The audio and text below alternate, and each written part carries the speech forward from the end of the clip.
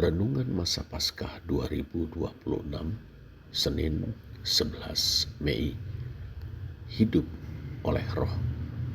Galatia 5 ayat 16-25.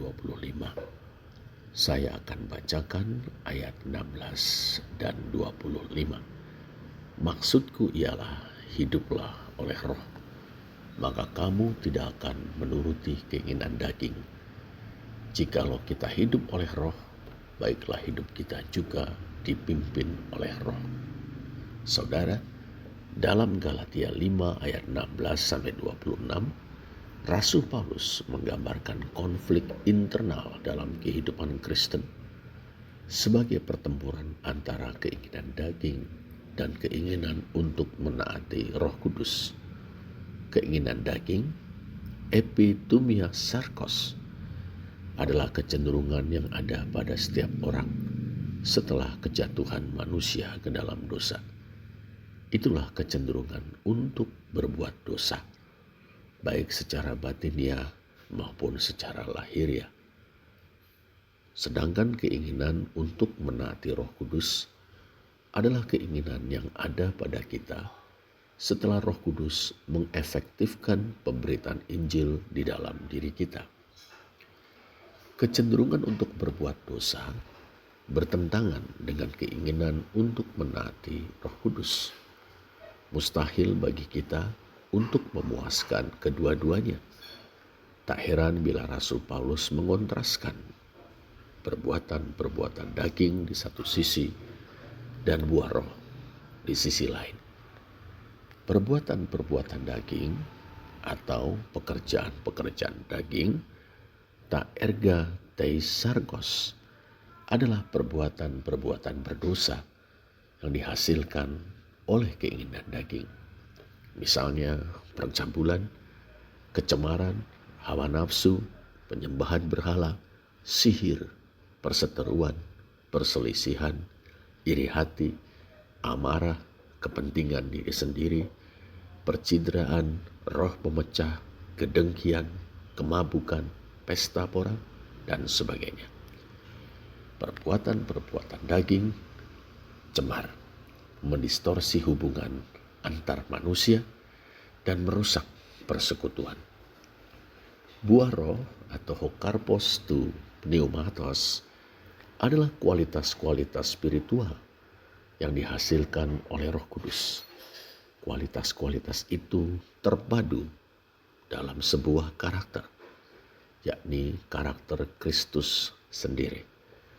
Rasul Paulus menyebutnya kasih, sukacita, damai sejahtera, kesabaran, kemurahan, kebaikan, kesetiaan, kelemah lembutan, dan penguasaan diri.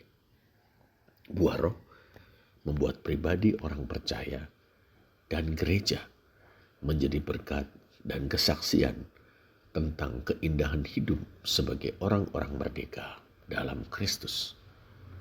Rasul Paulus, saudara, menggarisbawahi bahwa orang yang menjadi milik Kristus telah menyalibkan daging dengan segala hawa nafsu dan keinginannya. Kapan itu terjadi? Jawabnya, saat kita berpaling dari dosa dan datang kepada Allah dengan iman dalam Tuhan Yesus. Inilah pertobatan yang terjadi karena Roh Kudus telah mengefektifkan berita Injil di dalam diri kita. Ia menerangi pikiran kita sehingga kita mengerti pribadi dan karya Kristus.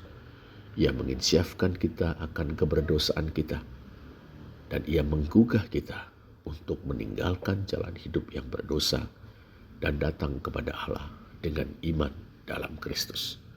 Saat itulah kita dibenarkan, diterima sebagai anak, dan dikaruniai hidup yang baru oleh Allah.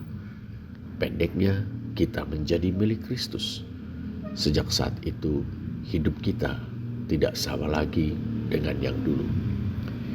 Atas dasar itu, saudara, Rasul Paulus menyerukan kepada orang-orang percaya, hiduplah oleh roh, pneumati peripateite.